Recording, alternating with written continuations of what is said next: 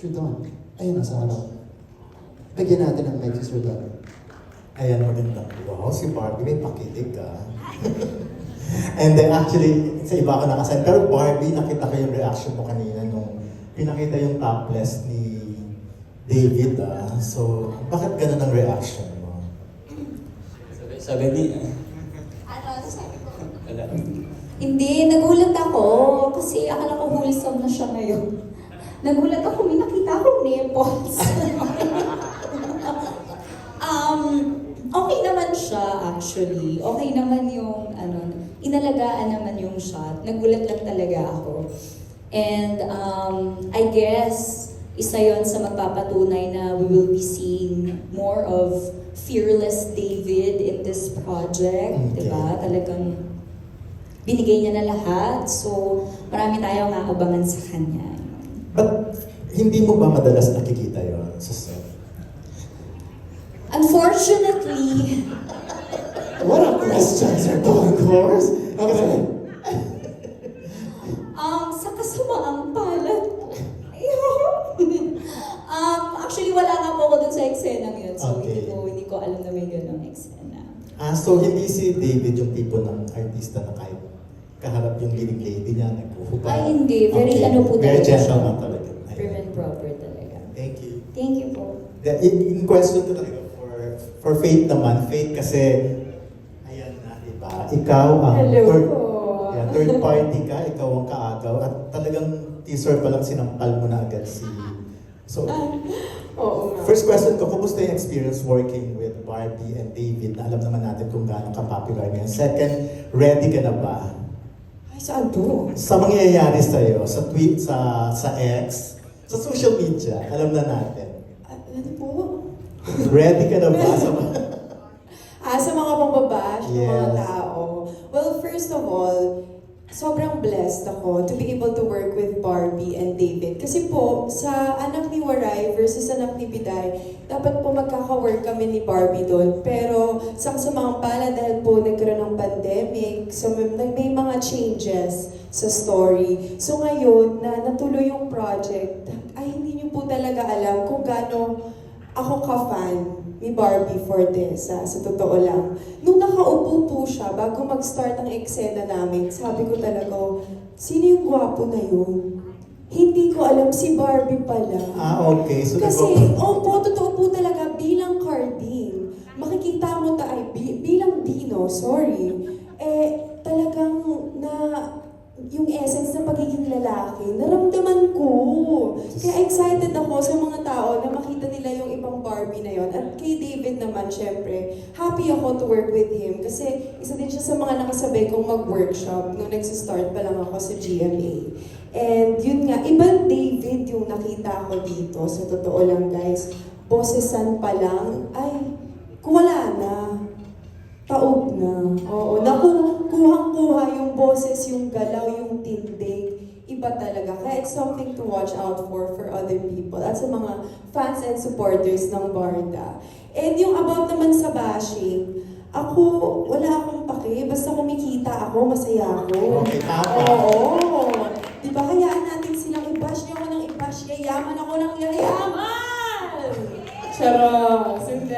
Hindi, syempre, yung pagbabash naman ng tao, it means na na-appreciate nila yung galit eh. Doon talaga, totoo po yan, di ba? Si Miss Jean, isang napaka-tanyag talaga na artista. And alam ko, nung una, may mga bashers talaga na dumating. Pero kami naman po, ginagawa lang naman namin yung trabaho namin. At para matuwa yung mga tao or magalit sila sa character ko bilang isang kontrabida, it means effective kung ano yung ginagawa ko. Kaya I'm very, very grateful sa GMA, sa Sparkle, kay Miss Jo, at saka si Direk Enzo Williams. Hindi niyo po alam kung gaano kalaking suporta ang ibinibigay niya sa aming lahat. Kaya ang sarap pumasok sa taping.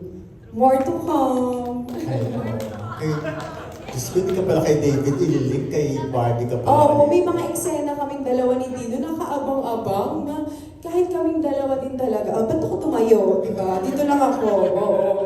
Hindi, kaming dalawa ni Barbie na pag-uusapan na namin na paano ba natin ito gagawin. Kasi exciting siya. Thank you po. Ayan, good.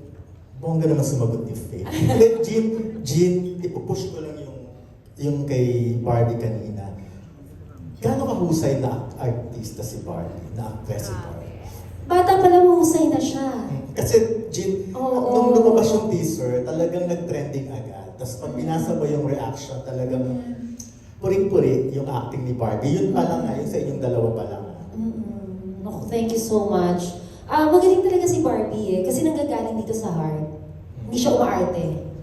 Kumbaga, yung character pinag-aaralan niya mabuti, alam niya na siya si Monique, alam niya na nanay niya ako, masama ang loob niya. Makikita mo, kasi ramdam niya talaga, natural na lumalabas sa isang Barbie Fortesa. Pero hindi Barbie yung lumalabas, yung character na minahal niya, kung ano man yung show na ginagawa niya. Kaya magaling talagang artista si Barbie. So, ikaw ba as bilang veteran, no? Challenging ba yun sa'yo pag yung ganyan like merong artista na ganyan kahusay? Oo, syempre. Kasi walang magaling na artista kung hindi magtutulungan. Kailangan nagbibigayan. Hindi mo pwedeng ikaw lang ang magaling sa eksena. Oo. Para maging maganda ang eksena, dapat lahat kayo magaling. Yes. Sino ba yung ganun? Sino ba yung ganun? At saka may times, Sino ba yung ganun? Yung siya lang magaling dapat? ay gano'n? Mag-ano ba ako? Magpapangalan ba ako? Hindi naman, ibig ko sabihin, syempre hindi. Ang ibig ko sabihin, kapag professional ka kasing artista, hindi ka naman kailangan marunong ka magbigay. At saka alam mo kung kailan ang eksena ay eksena mo or eksena niya. So pag eksena niya, tutulungan mo siya. Oo. Pag eksena mo, hihingi ka ng tulong sa kanya para mag-work yung eksena. Yes. Kayong magaling. Oo. Diba? Hindi yung eksena mo rin. Oo, yung parang eksena na niya, may eksena ka pa rin. So, Okay. pangit. Diba? At saka magmumukha kang OA, so hindi ka magaling, siya pa rin yung magaling. Parang ganun. Reaction. So, sharing lang po ito. Ayan. Reaction Barbie last na. Masterclass from Miss Ah. Jean Garcia. Di po ba? Hindi nasusukat ang galing sa kung gaano kang kadaming magbigay sa eksena. Mas magiging magaling ka kung marunong kang tumimpla ng eksena. Timplahin mo yung ka-eksena mo. And isa po yun sa natutunan ko sa isang Miss Jean Garcia, working with her for 2 years sa The Half Sisters. Timplahan, tulungan, pakiramdaman, hindi po ba? Kasi lalo na po din sa The Half Sisters, ang dami po namin mabibigat na eksena. Ang hirap naman kung lahat kami ganung level yung iyak. So, timplahan, tansyahan, saan nanggagaling yung emosyon para mag-glue together, para gumanda yung dynamics ng eksena. So, it's such an honor to work with her again. It's like coming home. Yun po. Ayan. Thank you very much. Thank and good you po. luck. Thank you so much, Sir Dondon Sermina of Abante. Susunod naman po, sana nandito pa siya. Miss Rose Garcia of TEP. Wala na. Sige, ako na lang magtatanong. Okay, these are questions for Miss Rain Matienzo. Hello, Rain. You could very well host this press con, I'm kidding. But you're an actor today. Yan, guest ka. So, Rain muna. Your character in the series is similar to your personality. So, bubbly and smart. But, what are your differences from Tetay? Shucks, ang hirap. Wait. Eto na yun eh. Eto na si Tetay. Ano ba din? Ikaw na lang sumagot, Barbie. Ito actually... Ikaw muna, tapos Wait lang, si okay. Barbie. I think it was a joy playing the character kasi nga, I love playing yung roles na bubbly. As in, it's a breather for me kasi personality ko na rin naman yun. And hello, si Barbie kaya yung best friend ko. Ano ba? So, pasino ba namang hindi magiging bubbly? But I think, medyo nahirapan lang ako kasi sanay ako with playing best friend roles na laging comic relief, light lang lagi. Pero si Direk Enzo kasi sobrang galing talaga niyang director to the max. Promise. Sasabihin niya minsan, ito yung pinanggagalingan yung... Bakit? Ayaw mo mag-redirect. Hindi, pero yun, sabihin niya, ito yung pinanggagalingan ng character mo. Especially may scenes kasi na mapapanood niyo na mabigat eh. Yung mga first few na mabigat na scenes na magkakahiwalay kami as best friends. Parang, it's new to me. So, ayun, kasi medyo light, I'm into toxic positivity kasi. So, minsan ayoko mga heavy. But it's nice to finally experiment with that. Even though the character description is technically light and bubbly lang talaga. So, adding those layers, dun ako na-challenge, but also, I enjoyed it. Sige, si Barbie naman, anong masasabi mo doon? Okay na ba? Okay, yung interaction, sige. So, Peta is, sige, is Rain 2.0 is what you're saying. Okay. Okay ba yan? Or, Okay na. Actually, hindi ako sanay sumagot kasi sanay ako mag-host Oo, part okay. eh. Wait lang ha. Go na. No, but that was a great answer kasi mas mahirap i-tweak ng konti yung personality mo. Di ba? Yeah. Sige. I have a question from Miss Rose then for Mikoy naman. Wow. Mikoy, you recently won the award for Cinemalaya 2023 Best Actor. Pakapun natin si Mikoy. That's such an amazing feat, Mikoy. Pero ito naman, Mikoy, ang tanong sa'yo, how does that change or inspire you in your future projects, like maging sino ka man?